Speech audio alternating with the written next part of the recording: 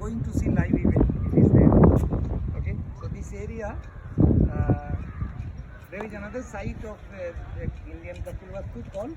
This is called Tiparahava. Locally, this area very small and we have quite years.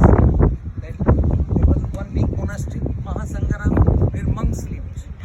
So this area was locally before excavation known as Tiparahava. Most of the village names in this area ends with wa, like Tiparahava, Ganavaria, Taulihava, in Nepal even. In this area, Nepal border is about half kilometer from here. That road going 500 meters is going across. Nepal Kapilavastu there, Indian distance about 9-10 kilometers. It's all about.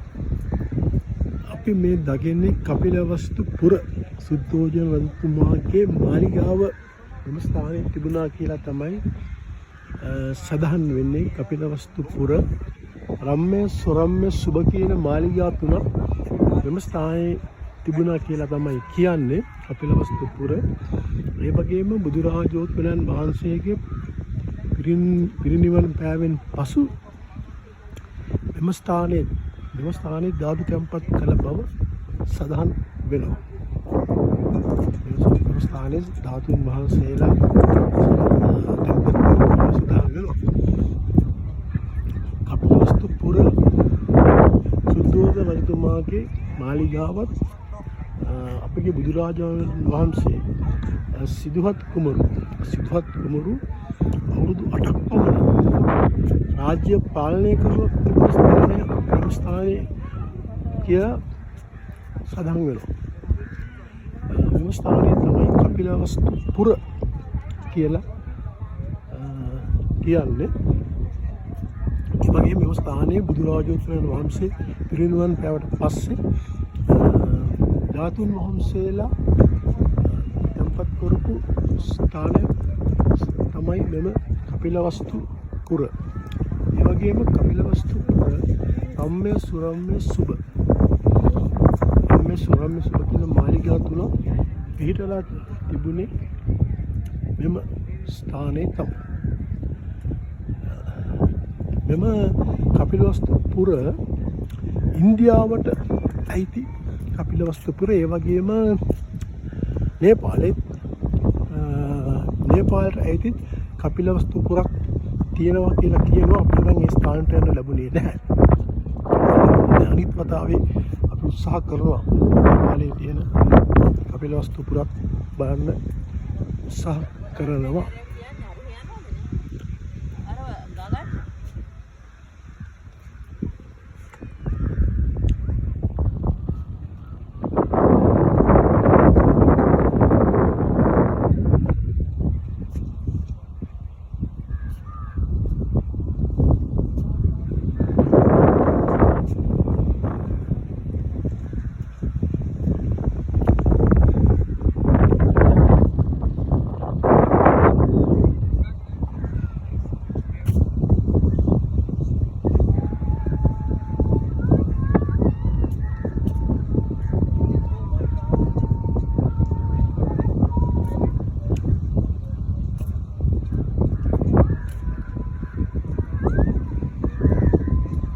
Kapilavastu පුර පූජා නගරය.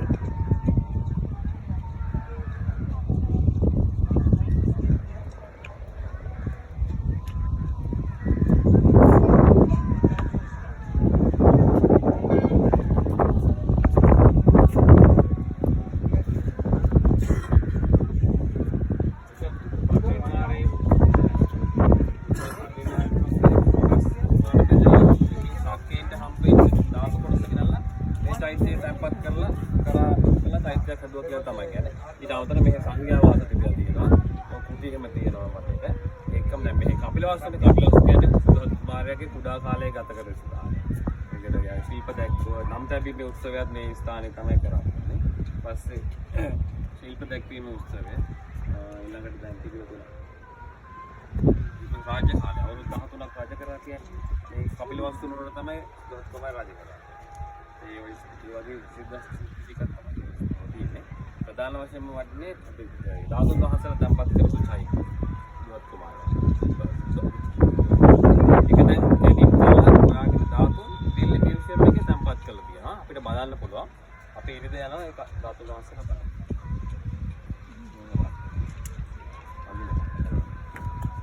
Okay, so we are going to see Dhatu of this place.